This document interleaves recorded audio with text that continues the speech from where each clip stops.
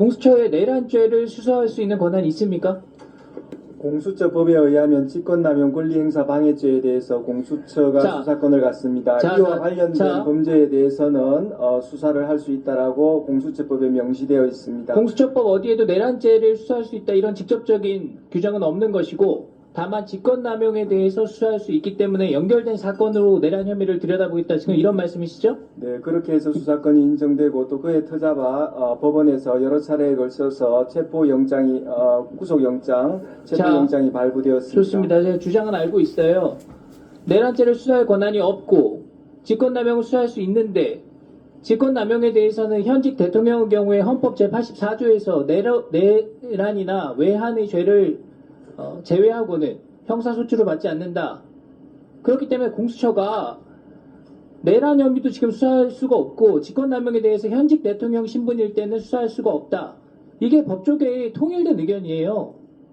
공수처가 어떤 권한으로 지금 이 수사를 진행하냐는 겁니다. 형사소추는 사건이 들어보세요. 사건이 중대하고 국민 관심이 높으면 없는 권한이 생기는 겁니까?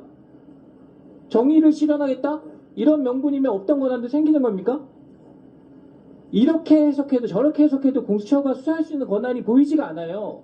권한 없는 행위를 하는 것이 바로 직권남용이다. 공수처장님 그리고 지금 수사를 지휘하고 있는 검사들이요. 나중에 시간이 지나서 냉정하게 이 상황을 돌이켜봤을 때 직권남용으로 처벌받을 것을 각오해야 될 상황이에요. 제가 그것을 요구하진 않겠지만 엄중하게 경고합니다. 그리고 얼마 전에 민주당에서 단독으로 발의하고 본회의까지 통과된 우리 특례법이 있었습니다. 거기에 대해서는 특정 범죄에 대해서 공소시효를 폐지하고 있어요.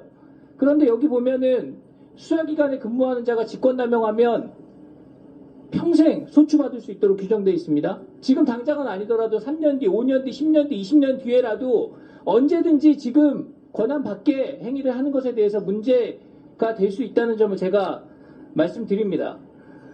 자, 조금 전에 법원에서 영장 발부했기 때문에 거기에 근거를 두고 수사를 한다 이런 취지로 말씀하신 거 맞습니까?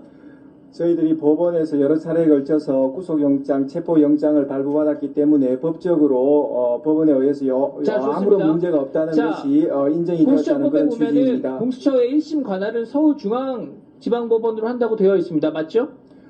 그것도 있지만 원래 형사소송법에 의한 재판 관할권, 피의자의 소재지, 그 다음에 자, 좋습니다. 주소지 네. 등에 대한 관할권도 그대로 가지고 예외가 있습니다. 있다는 거죠. 그런데 예외를 적용하려면 서울중앙지법에서 할 수 없는 이유가 명확하게 있어야 다른 법원에서 한다는 그 명분이 설득력을 얻는 겁니다.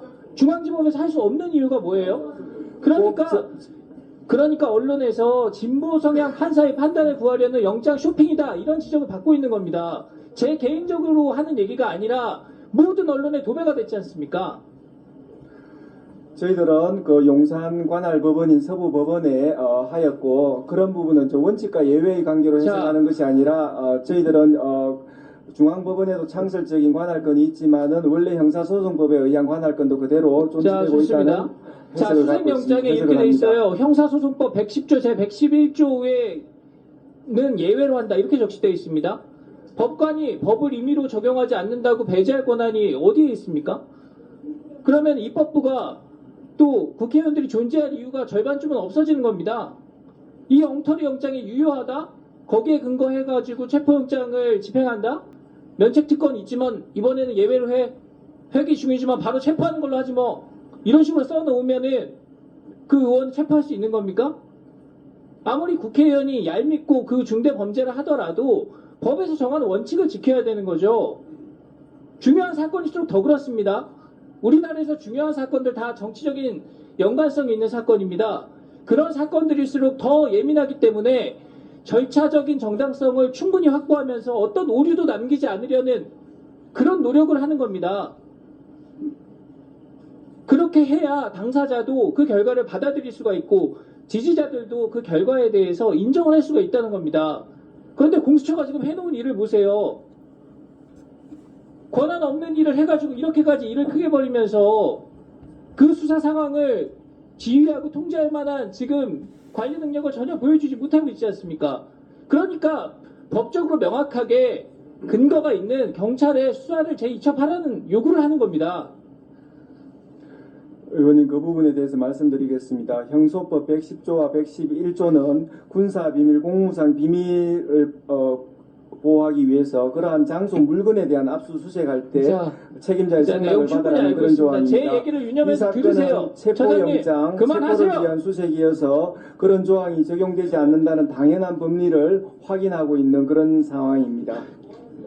예, 자, 제 주장 잘 알고 있습니다. 제 말을 새겨 들으세요. 처장님과 지금 이 수사에 관여하는 분들 지금 제대로 된 법적인 권한을 가지고 하는 것인지 이 정치적인 상황에 몰려서 억지로 떠밀려서 이 수사를 하는 것인지 그리고 그 책임은 누가 질 것인지 잘 한번 판단해 보시기 바랍니다. 자, 법원